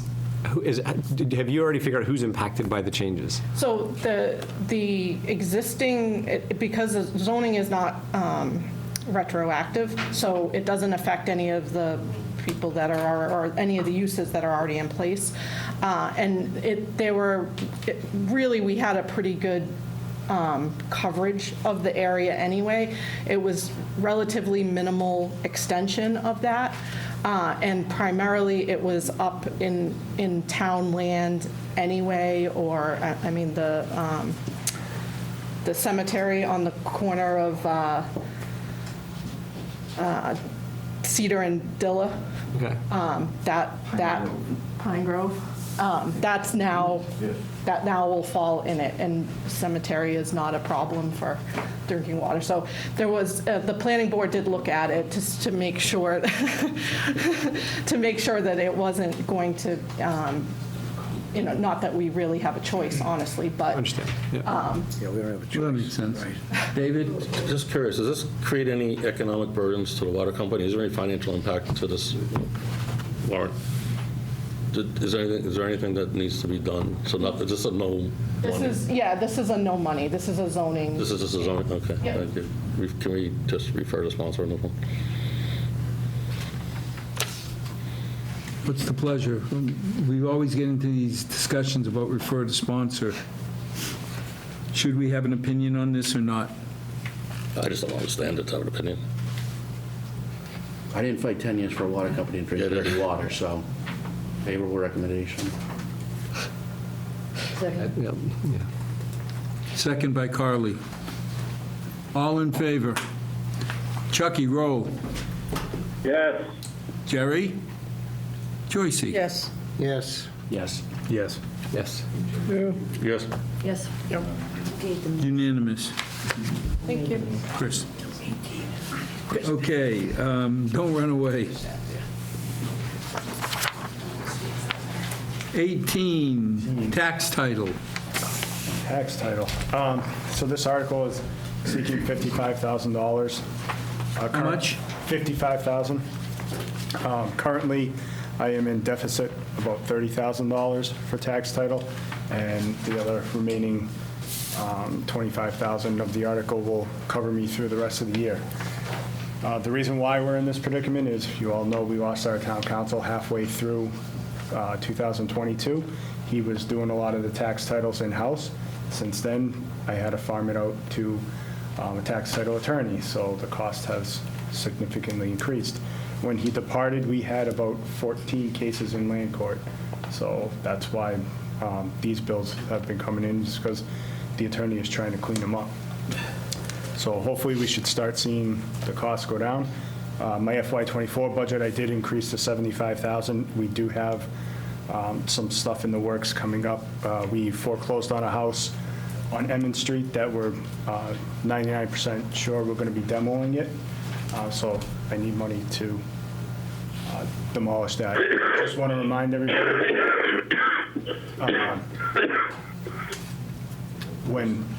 when we do foreclose on a house and eventually the town does put the property up for auction, we do recover all of these costs. This is pure cash flow, This is pure cash flow. because anything you spend, I recover. you add on, was it a tax lien to the property? Yeah, we already have the tax lien on the property, so we're, if a property goes into foreclosure, we've already passed the tax lien stage. So any cost of my time, anybody else that I hire from the town or use from the town, I can add their cost on to the So price. this money, I won't say guaranteed, but it's more or less guaranteed that we're going to get this money back in the future. Yep. Pretty guaranteed. Yeah. It's pretty good, yeah. Yep. Okay, any questions? Motion. Second. Chris, Okay. Chuck, Seconded that. David? David. Chucky, roll. Yes. Yes. Yes. Yes. Yes. Yes. Yeah. Yes. Yes. Unanimous. Thank you. Okay. Are you back? I am. Okay. Simple I'll go concept. very simple. Simple concept. Conservation Commission. So this is another no money vote for you guys. So primarily what we're trying to do is we have in the zoning bylaw right now, there's a setback for structures to the wetlands, and we're incorporating that into the wetlands bylaw. Mostly it's just a housekeeping thing, but for engineers like myself, you're not looking in the zoning bylaw for the wetland setback. You're looking in the wetlands bylaw for the wetland setback. So this kind of puts them in, puts the information more transparent to people and to engineers, and doesn't substantially change anything. Cleans up a little bit of the language on jurisdiction. Just sounds like it's some kind of admin shuffle. A little bit, yes. Does it change any of the regulatory approvals for building or anything like that, or a process standpoint, or? Not, this does not, no. Favorable recommendation. If there's no- David, Mitch, any other discussion? So this does not affect really anything except where it's filed. it still has to be, it doesn't even change that. It just puts the information in Well, that's what I'm a saying. more visible Right, location. okay. That's really all this is. Chucky, roll. Yes. Yes. Yes. Yes. Yes. Yes. Yes. Yes. Yes. Unanimous. Thank you. If we look to number 20, the waste, collective bargaining of the Milford wastewater treatment plant employees. Mr. Chairman, similar to others that have presented tonight, we'll be passing this over. Again, we did settle with the sewer. Circumstantially, there is funds available. Remember, this is an enterprise fund. It would come from their retained earnings, but why appropriate when there's substantial funds? Was this settled? Yes. And it's just like the library, they have enough money in their account to cover it. Yes, sir. Passed over. Next. Passover. 21, That was the e-bike. that's the e-bike. We went 22, at the last meeting, the $50,000 donation to Blackstone Valley. That was favorable. 23, we said would be passed over. 24, we said would be passed over. That's the music for the Utes. 25, starting salaries.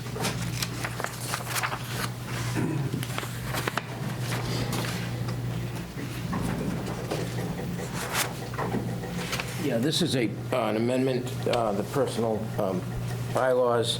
It basically just reinforces the intent of the town and the select board that both compensation increases within a grade and grade changes must be appropriately vetted and approved by specific authorities. If you look at the language, let's see, 1, 2, third sentence, grade changes will only occur with a change of scope to the existing position and appropriate documentation. That's pretty much the crux of this. So there's got to be something there, some meat to the bone, so to speak, to allow a grade change to an existing position. So that'd be someone who has maybe been here 3 years and has gone to 1, 2, and 3, and now you want to move them to 6. So you want to skip a couple. So it's just making it a little clearer as to what needs to be shown to allow that type of adjustment. Do we have anything in place today, or is this the thing to put in place? We have language that is not as specific as this. This is to make the language more specific. But yeah, we do have similar language. Again, not as specific as this. So this just clarifies if I'm skipping two rungs on the ladder. Yeah. Why? Yeah, it's not going to be enough to say you've been here 6 years, so you should be an 8. There's got to be some change in scope, additional duties, maybe you're supervising additional personnel, something along those lines. Am I reading this wrong? This says new, it just talks about new hires. Am I on the right one? Talks about new hires. When we do new hires, It doesn't say anything about like existing employees. yeah, further down. Further down, no, you're right, Dave, because it's, new hires shall be a minimum of the rate range.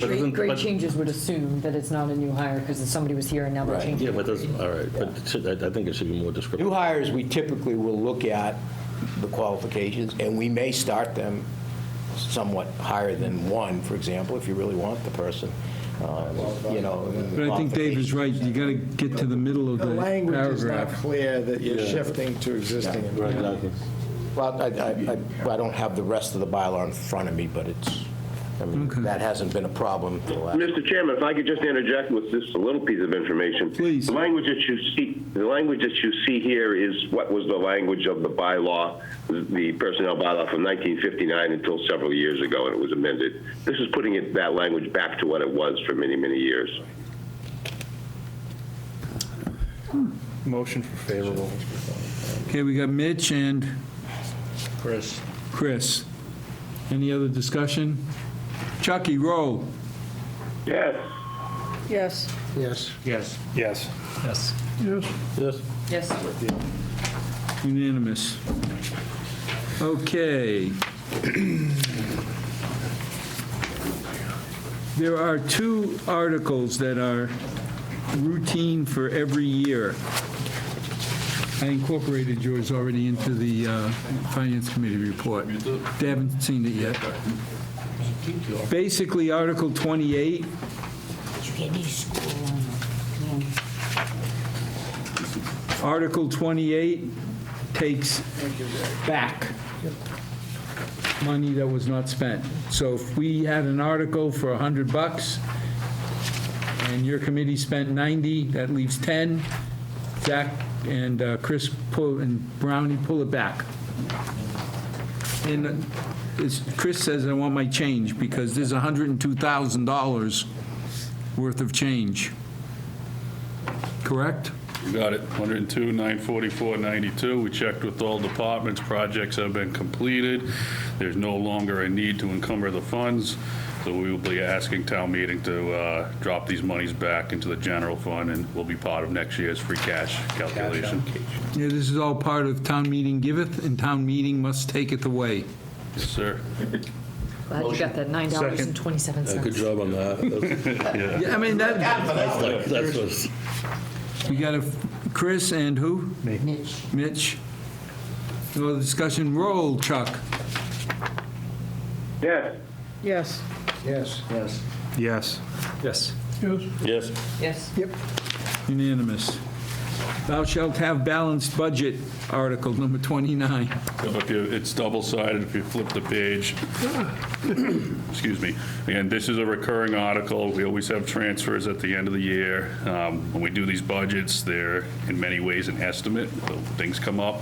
A lot of these topics we had discussed throughout the budget process for '24. Many of them, if not the vast majority, are inflationary reasons behind why we have these. If you recall, I also have what I call round 2, which is actually the 33B transfers. This is round 1, which will be town meeting vote. Round 2 allows the Board of Selectmen in the last 2 months of the year and the first subsequent 2 weeks of the next fiscal year to do transfers with the concurrence of the FinCom. Traditionally, we will have them as well as we approach year end with any type of year end surprises. A lot of times that might be like overtime issues and whatnot. They're significantly smaller typically, but happy to go over any of these if there's any questions. This is all within existing appropriation. What I try to do is like a hierarchy where we'll take it from the budget that the department has, say personal services, down to general expenses or vice versa. If that can't happen, I'll look to similar budgets, say public safety. Sometimes fire scratches police's back and vice versa. If that cannot happen, I'll look to any budgets that I know have surplus, and in this case, we utilized that a couple times with employee health insurance, which is anticipated to have a large surplus this year. Now, we have a policy in Milford that you have 2 buckets in a budget: labor, personnel, and stuff. Yep. And you can't mix and match.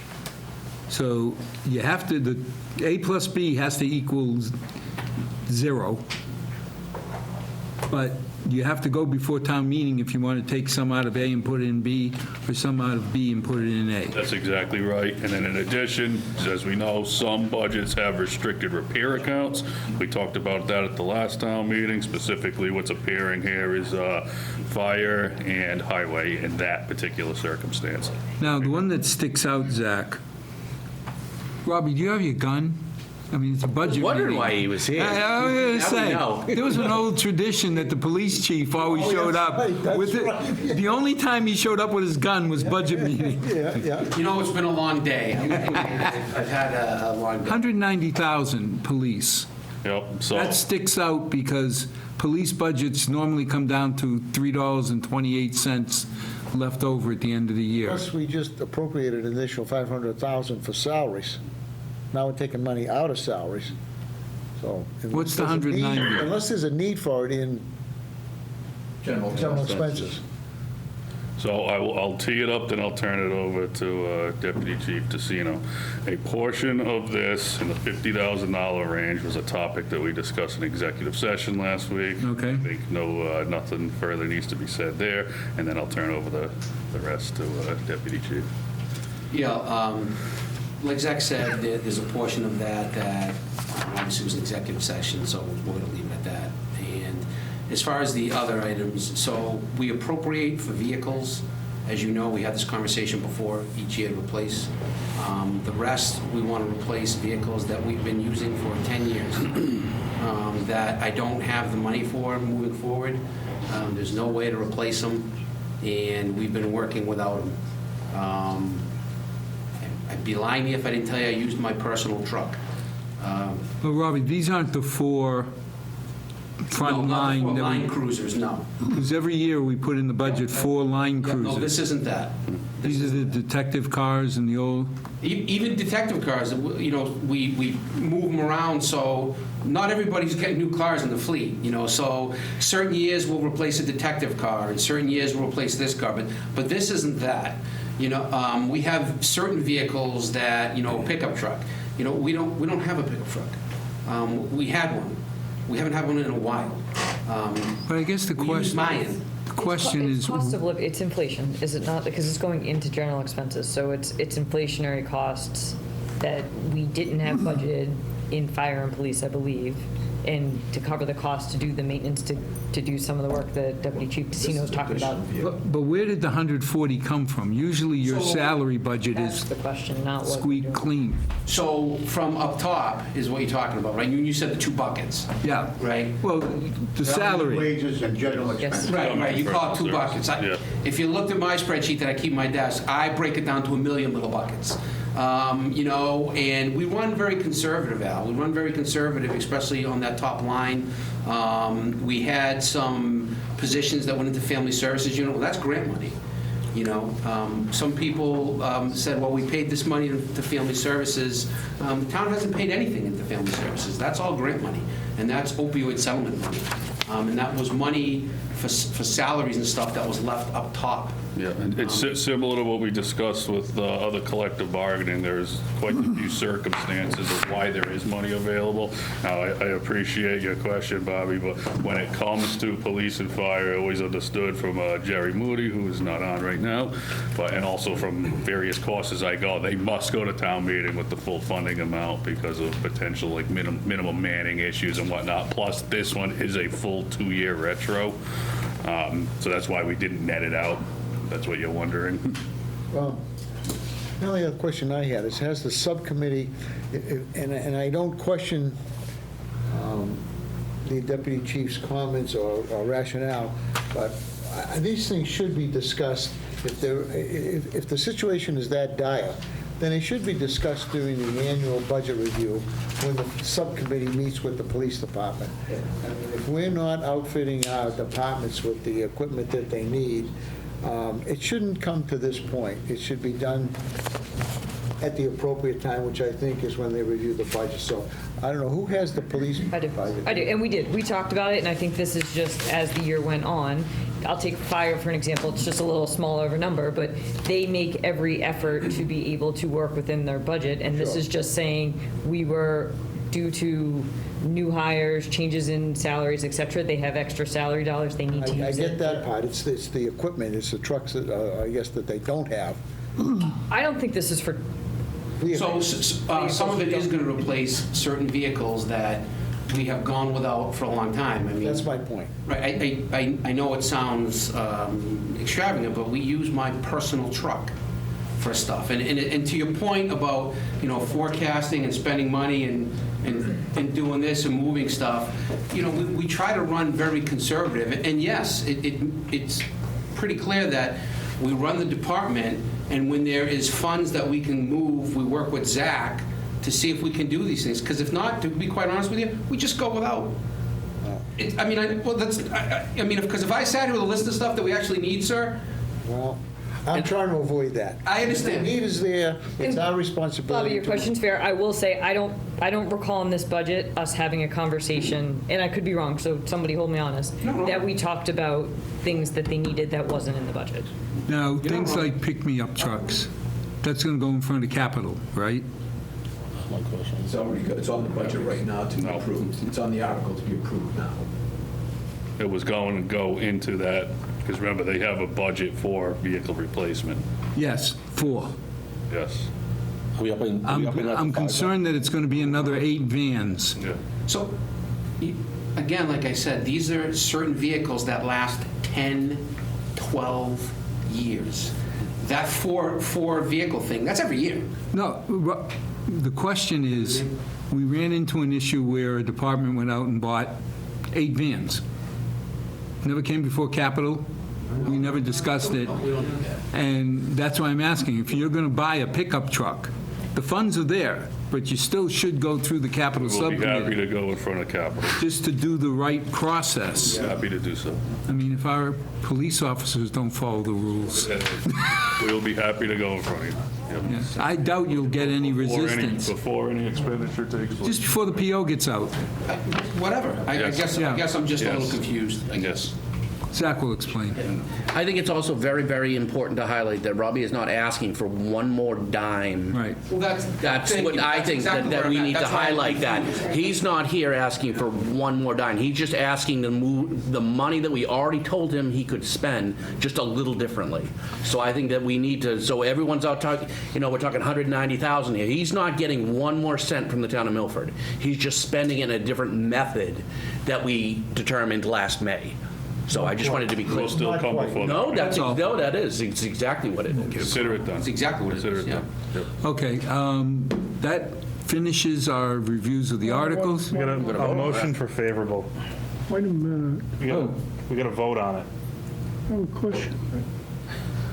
Gee, He waited patiently, let him ask his question. no, this is not police. Zach, could you review for the FinCom here, how and when the school department makes these kinds of transfers through the year?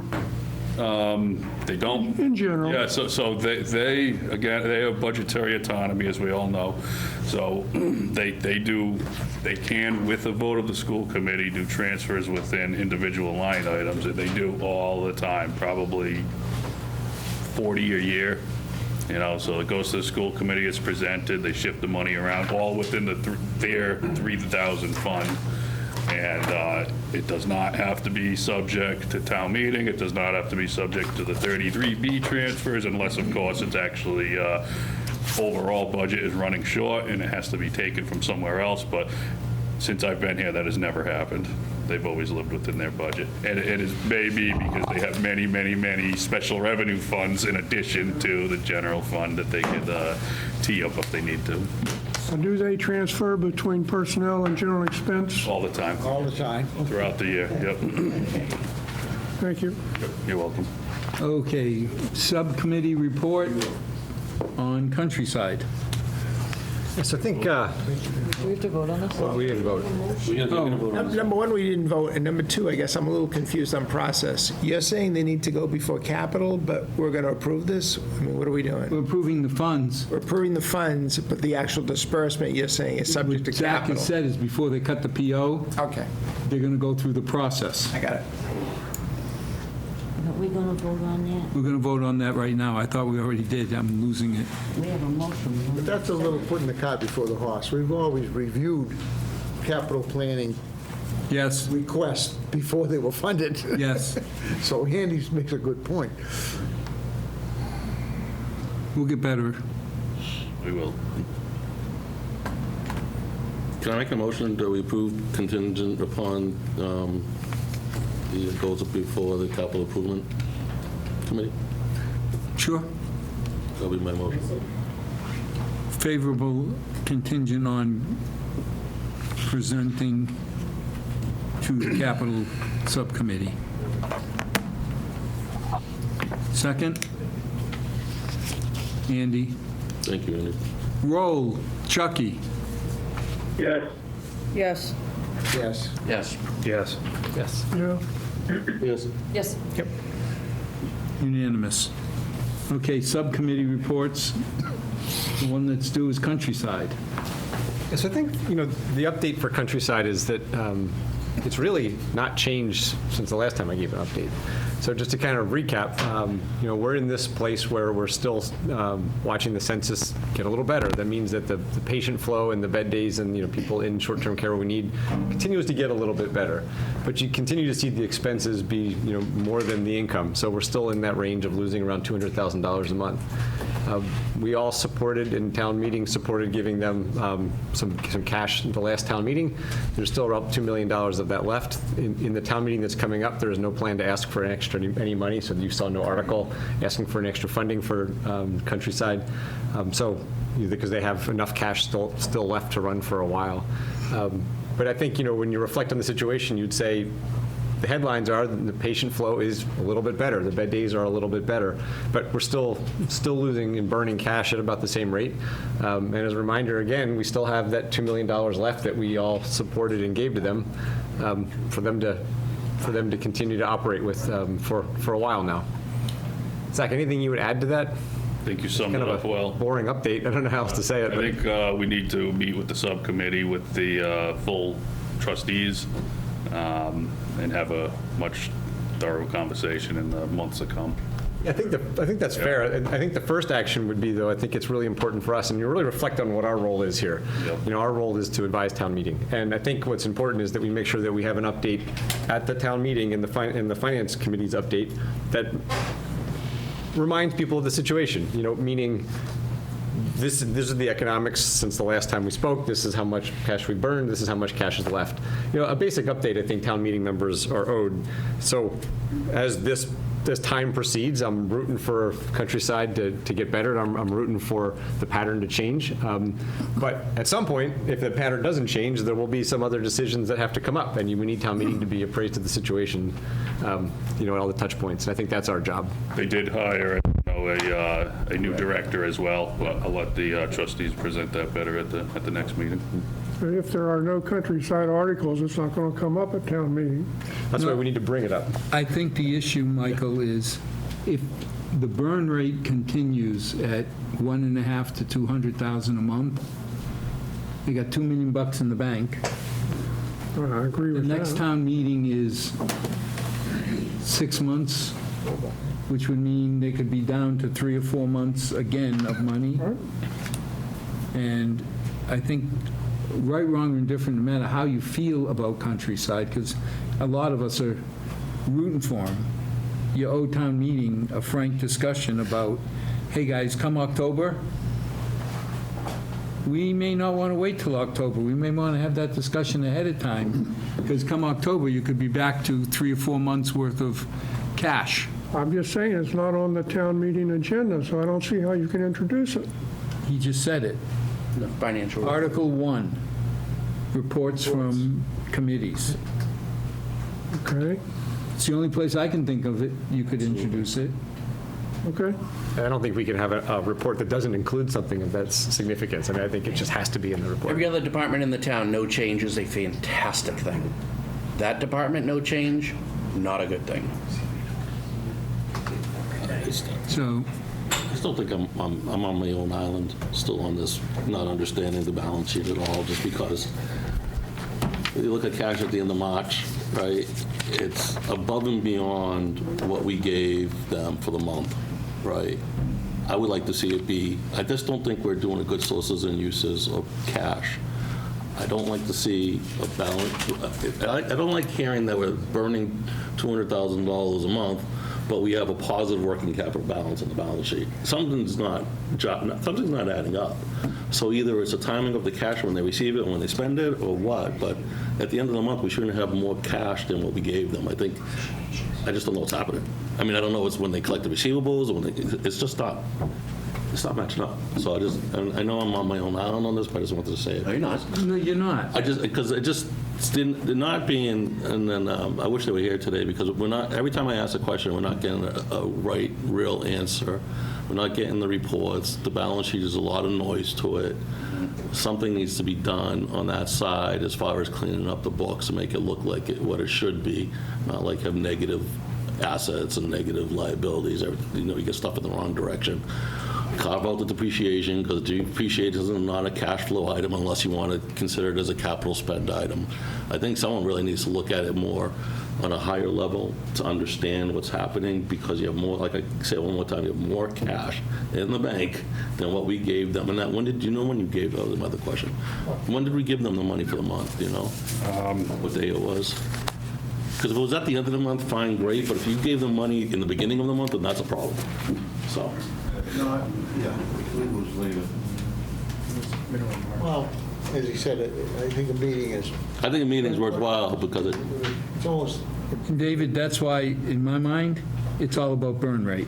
I agree, but I still don't know what the burn rate is because there's always more money in the bank when they show us the balance. No, but when I see 160 or 200,000 a month, Loss. loss. But then you got to back out all the other stuff that you don't know what's happening.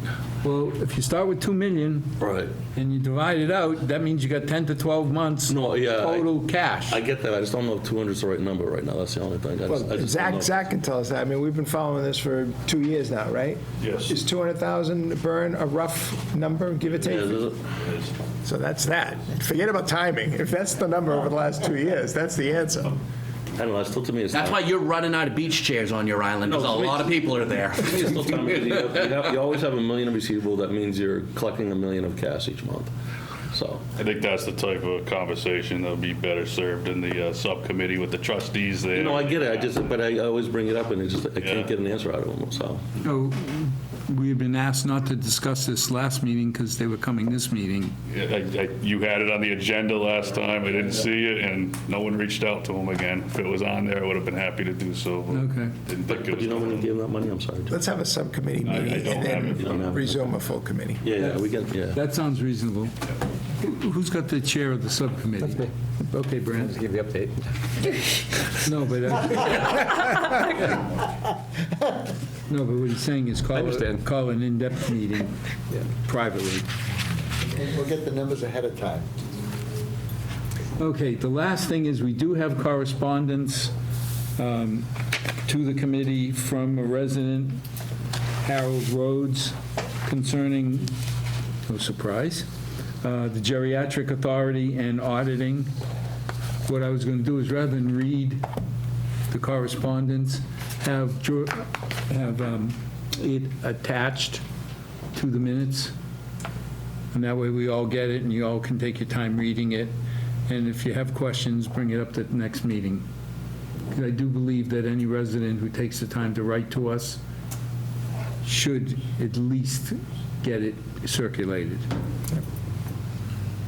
Any comments? Actually, no, I think that there is, we've all seen the letter. I think there is a part of it that is worth discussing here briefly. Zach, Countryside comes up, that's always a topic. If there was to be a change, and maybe Mr. Valani's a better question, if there is to be a change in Countryside, where does it have to originate by law? Who has, if there's going to be a change, who has the legal authority to make any decision on that? What do you mean by a change? Change you're talking about. Exactly. Change in control, to do something substantive with it besides continue to fund it? It was created through special legislation, so it would have to take town meeting and then be submitted to the state. So who has the ability to actually ask for that? Doesn't the Board of Trustees have all the authority on that? Any person in town can put it into The committee. I believe so. So I think it's important that people know the facts about this, right? I mean, it was I think it's probably created not- through the Board of Selectmen, so I don't see why, as long as town meeting had a vote on it and it was submitted to the state, But how about bringing it to town meeting is what I'm really fishing for here. Yeah, again, I don't see why. What are we bringing to town meeting, though? Well, so we've read the letter, right? The letter is asking about, hey, what if we were to explore options? What if we were to explore different options besides continuing to fund it forever? And I've been told that there's really only one legal authority to make a decision to sell this or explore sale or do something, which would be the trustees. Yes. They are basically asking, how can you take it out of the trustees' hands? Correct? No, I think I'm he's not asking that. asking. I'm asking who has the how can you authority. Force the trustees to do something. Actually, I just wanted the facts out, like who actually has the D. Wasn't there I don't know. something in the last, when we appropriated the money in October, wasn't there several options there? We gave them permission to look into selling and No, things like that, no. right? We didn't give them permission. We told them to start doing it. We didn't give them permission. my question. We told them to start looking at it. That was part of the article. In I theory. brought it up. In theory. There was a second article. Yeah. That gave authorization for the trustees to sell per the documents of 1983 of the Acts of. Made a strong suggestion.